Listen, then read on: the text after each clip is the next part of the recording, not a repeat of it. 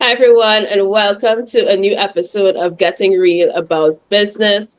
My name is Dana Haysberg, and you are here with me and Andrea Ragu as we help you to get real about business. Welcome everyone. Thanks, Dana. I'm so happy to be part of this. And as you know, this is episode one, episode uno.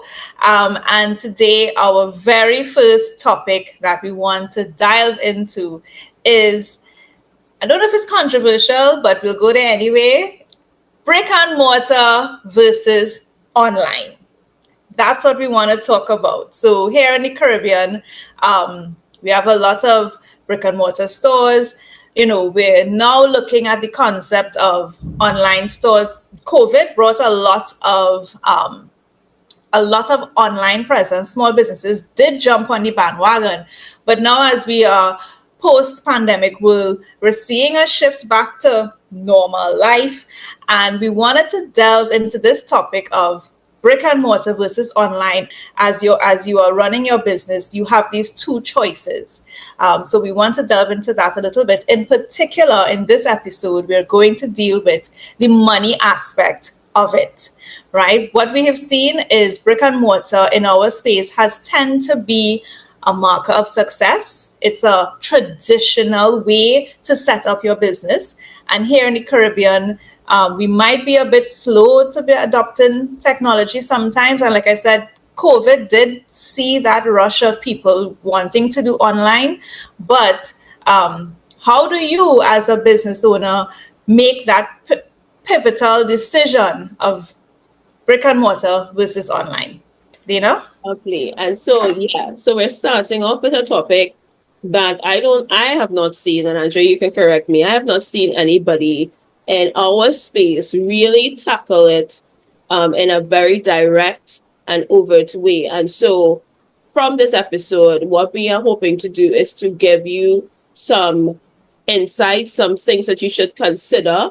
And this episode is from a financial perspective, some things that you ought to consider from a financial perspective as it relates to whether you go into the brick and mortar version, whether you stay online, what are some of the considerations that you now need to make. And so with that being said, we want to first identify, or in a sense, outline what the core of this problem is, right?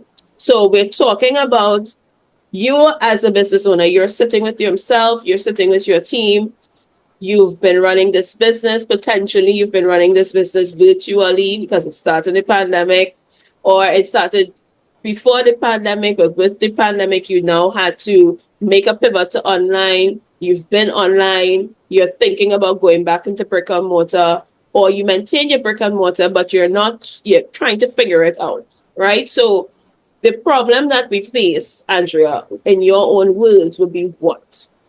Problem that we face is that brick and mortar versus online are two distinct financial structures. They have very different operational costs.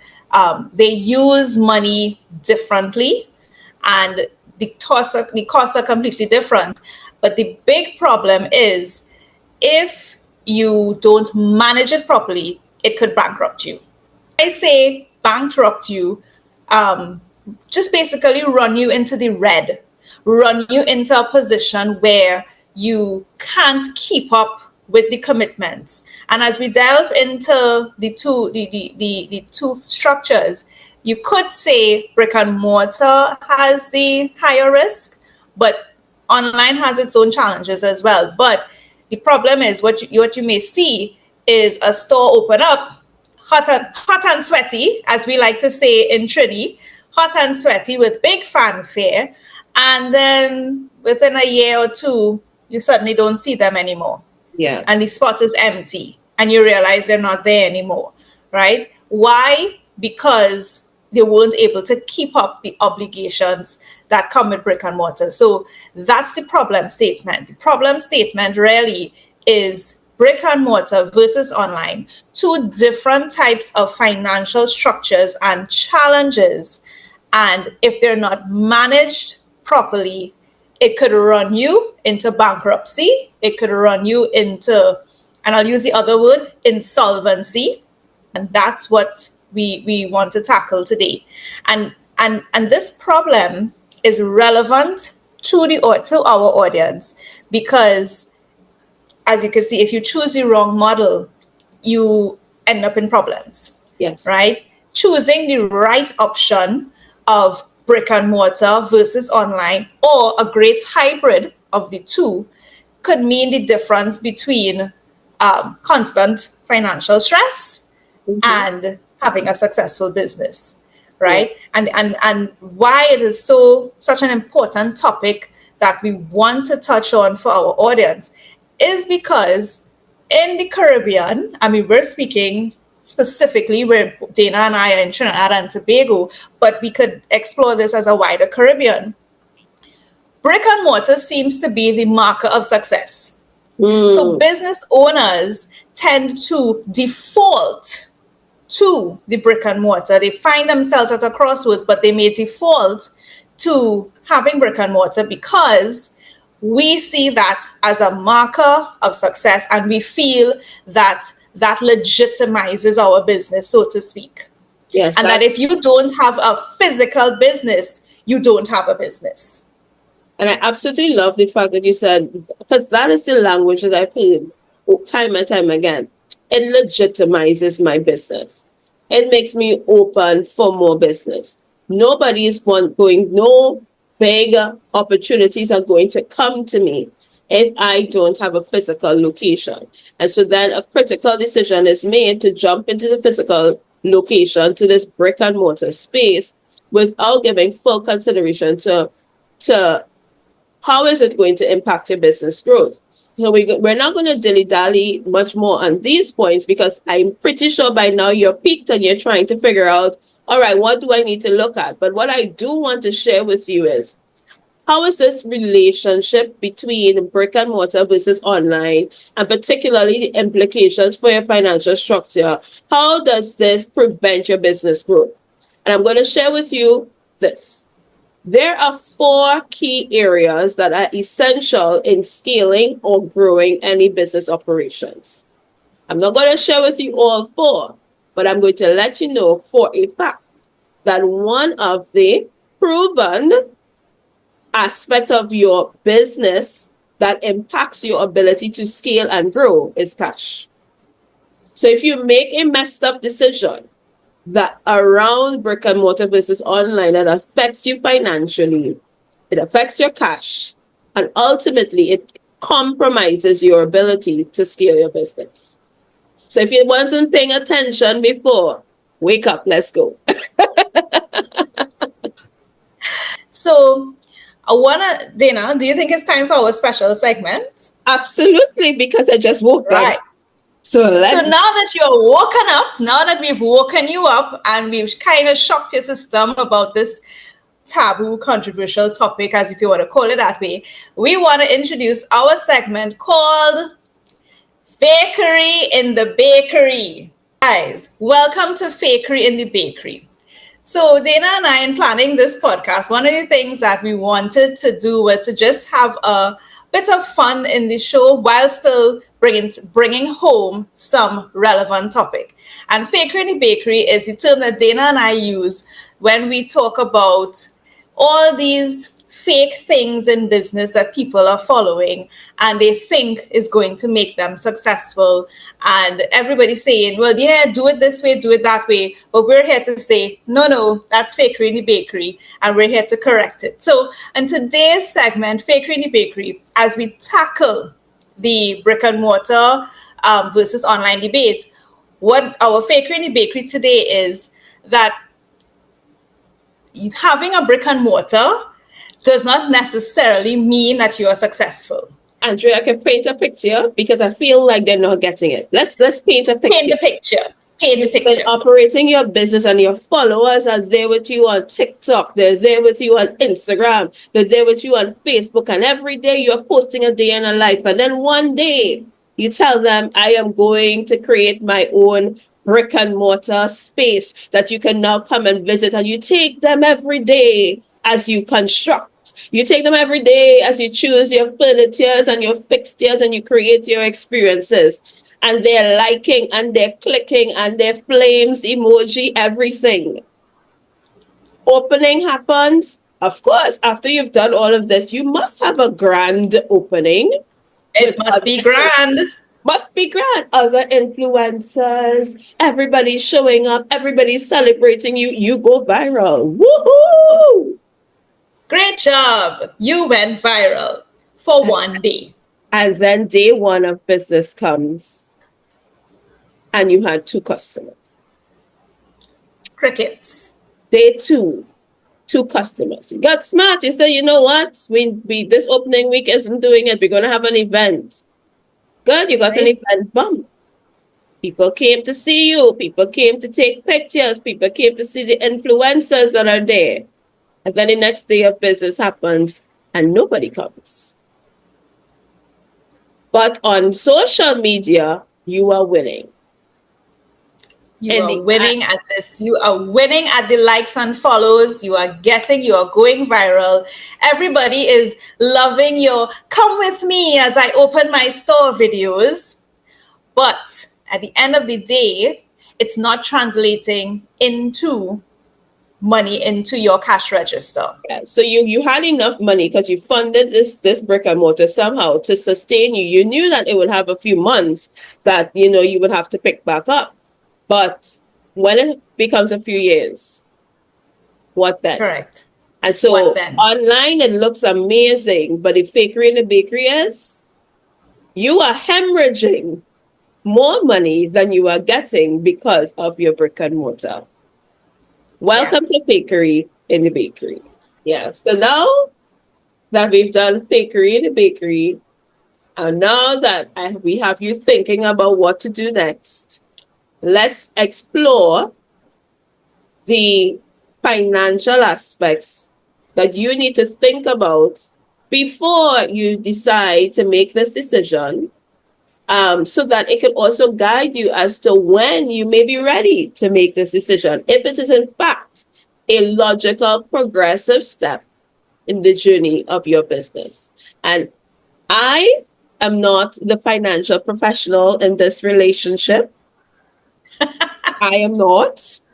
So for this segment, we will be passing you over to the financial professional to take us through the paces of what we need to look at as it relates to the financial side of this decision.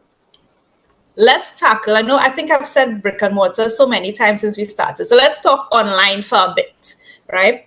If you have an online business, and what I'm about to say applies even to somebody who on either side of the spectrum, you're on brick and mortar and you're trying to go online, or you're online, you're trying to go brick and mortar, or neither, in that you're now about to start your business and you are trying to figure out what should you go either one. So when you have an online business, some key finances that jump out at you are website. One, website costs. So what does that look like? That looks like things like purchasing a domain. That's usually a small thing, but purchasing a domain, creating the actual website, the prettiness part, but then more importantly, the maintenance of that website thereafter. So you have costs from getting your domain to getting the website operational. And inside of there, you have all the other different costs like setting up your SEO, etc., etc. But website, I'm going to call all of that website costs. Then you have to maintain the website or to upkeep things. You may actually have some hardware costs, right? Meaning you may have to upgrade your own devices in order to ensure that the website runs smoothly. So that may look like upgrading the operating system on your device, buying additional devices, right? Because now you might need a team, you might need somebody to help you. So you need a tablet for somebody to be able to, while they're checking things, they're using a tablet, you using a laptop. Your mobile phone might need to get a little bit smarter in order for you to run all the different apps that you will now be using now. Because with your website, you would now have to have some sort of e-commerce backing to that.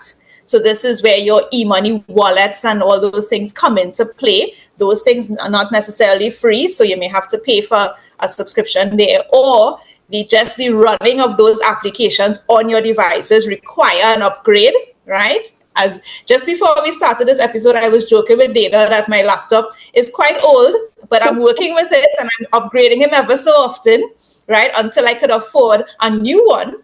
But if you have an online business, that's something that you need to consider, right? And then bringing those things together is now the labor. So I know you're probably thinking, well, what labor I have in an online business? The labor that you may have, you may actually now need skilled labor. Yeah. Skilled labor to now manage your IT infrastructure.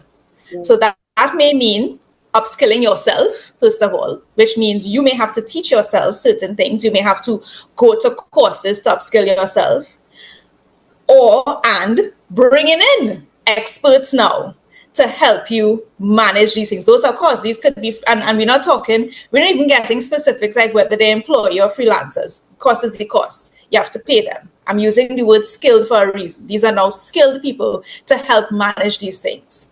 Yeah. And then, apart from that, you need to have, what is your distribution system? You may need to have drivers, right? You may need to, if you're distributing a physical product, you need to have drivers to now distribute your product throughout the country. So those are some costs. Now, of course, there are other business costs. I know people are probably saying, what about this and what about... There are others, but I felt like I wanted to pull these out because I feel these are the most important. It goes without saying the utilities, etc. Yes, those things will still come into play, but I feel like I just wanted to start the conversation and focus on these because I believe these are the major costs that are different from brick and mortar. Yeah. For an online iteration of a business, these are the things that keep the online aspect, meaning that an online client customer interface aspect of things functional. So I absolutely get that. You have other expenses in running a business, but this is now you're talking about the delivery mechanism and you're talking about the customer interface mechanism. And if it's largely online, these are the costs that are associated with it. Absolutely. These are the costs, and these are the costs that drive your success. So now let's look at brick and mortar on the other hand. So on the brick and mortar, again, I'm going to focus on about 3 costs that I think are most important. And I'm going to start with the most obvious one, the rent. I'm saying it again, the rent. Okay. Because the rent is like this thing that you have to commit to. It's non-negotiable and you have to commit to it, because if you falter on that rent payment, it spells disaster. Similarly, like if you don't pay your website things and your website goes down, if you falter on your rent, the people could throw you out. And then where would you be? And right? You have to pay rent whether you make a sale or not. There you go. Right? So whether you make the sale or not, the rent has to happen. Whether 2 people walk into the store or 5 people walk into the store or 100 people walk into the store, that rent has to get paid. And that is why, going back to what we said earlier about the fakery, the bakery, this whole concept of, well, yeah, the mall does have plenty people. Are they walking into your store? I want to just drop this here just for fun, but also real serious, right? How many times have we walked through a mall and wonder ourselves, or maybe it's just me and Andrea, watch a store that never has anybody. And Yep. 70%, how are they paying their rent? Their rent. So I do this thing where it's the nerd in me, and Dana, you get it, right? I do this thing where I look at your store and I take the average price of your item and I try to figure out how many items would you have to sell to make rent, right?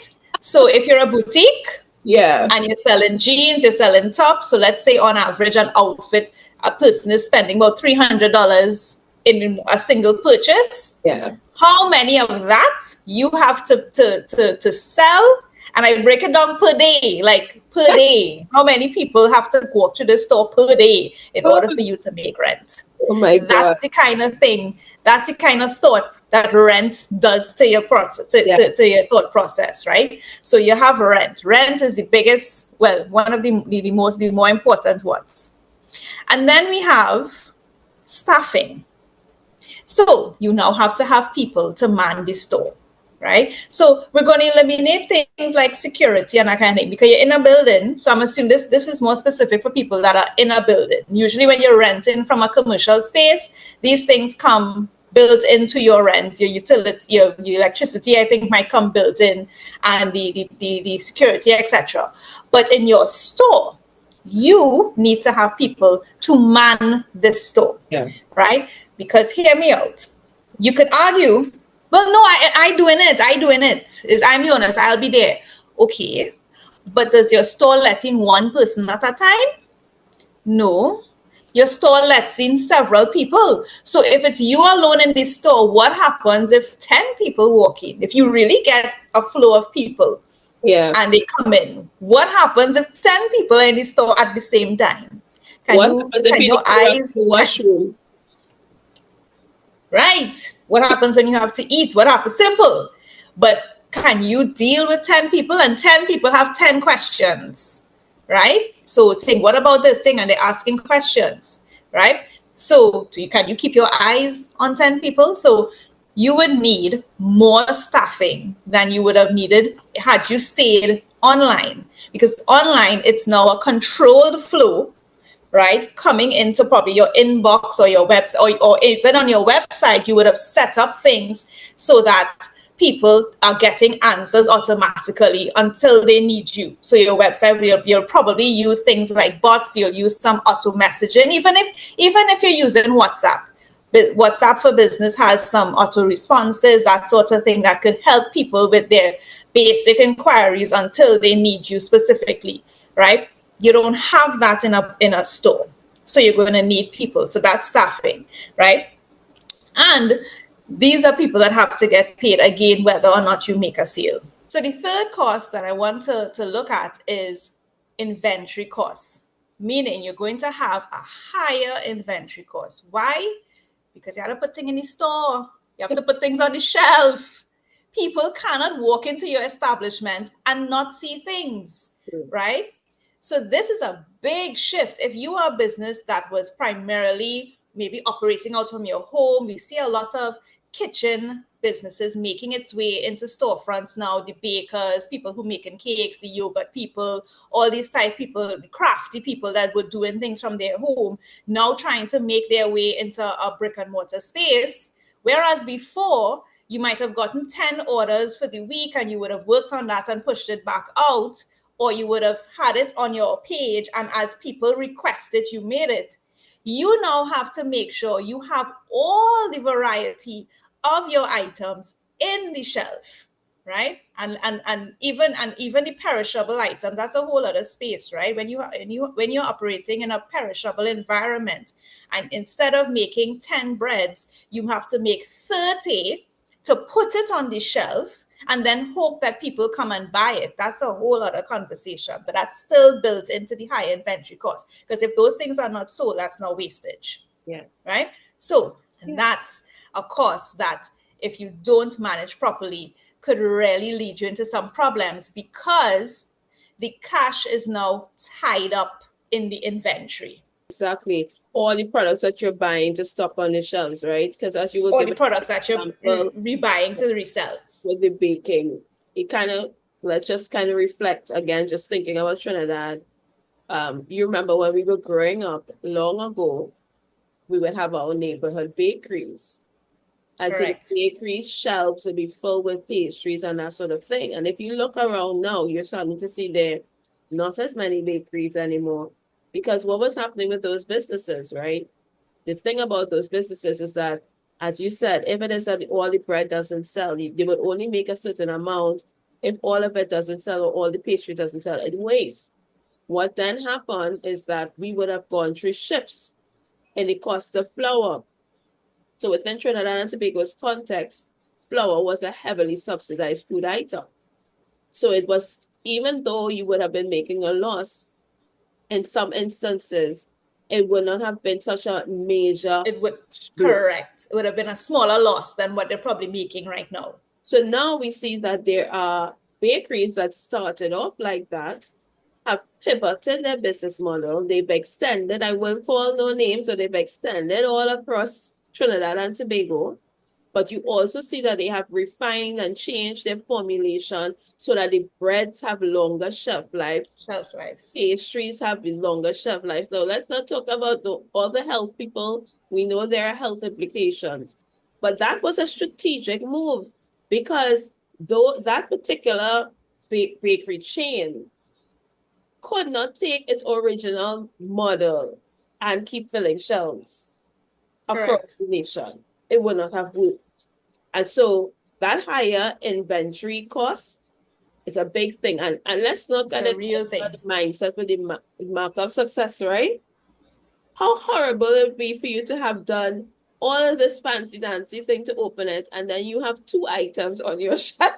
On your shelf, right?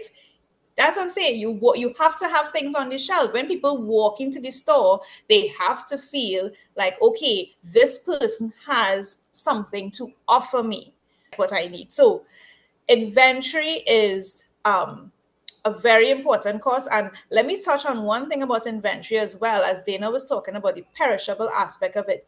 Even if you're a business that's selling non-perishable items, you still have an element of perishability if your item is seasonal. Yeah.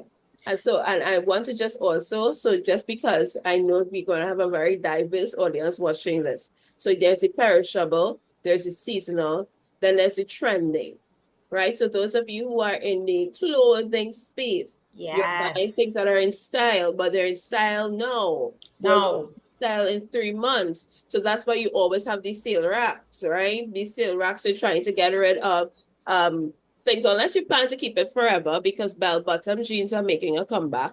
So unless you try to make a comeback, you know. So these are things that we absolutely need to consider. So with that being said, we've given you a lot of food for thought. We will not be who we are. We won't be Strat-Fin if we don't leave you with an actionable step. And so to that point, we are now in our final segment. We are going to help you now to make a strategic shift to go from hustler to CEO. what we want to leave you with is one action for you to take away from this is if you are a business that is on the verge of making these type of decisions, right? You're trying to make this shift, either direction, brick and mortar to online, online to brick and mortar, or trying to be a hybrid and bring either element into your business. What I want to leave you with is you need to do a cost benefit analysis of this brick and mortar decision, of this decision for your business. So that means listing all the expected costs and revenue potential based on what I described. So we spoke about the cost, that's what I focused on. But on the flip side, you want to make sure that you understand your revenue potential. And when you're doing this type of analysis and you're thinking about the impact it has on your financial structure, what you also need to do is look at, well, if I do believe that this makes sense for me, how can I afford it? This may require you to now have conversations with people like your bankers. So do a cost benefit analysis to truly understand if your financial structure as it is now can withstand either decision that you're going to make, because as we described, these are some major costs that are going to come into your fold that you need to make sure that you can withstand. Okay. All right, so that's it for our first episode of Getting Real About Business. Please subscribe to our channel. Also, leave a comment and let us know what stood out to you. We are going to be in the comments, checking in and responding. If you have any questions, also please drop your questions there and we'll be happy to respond. Until our next episode, see you soon.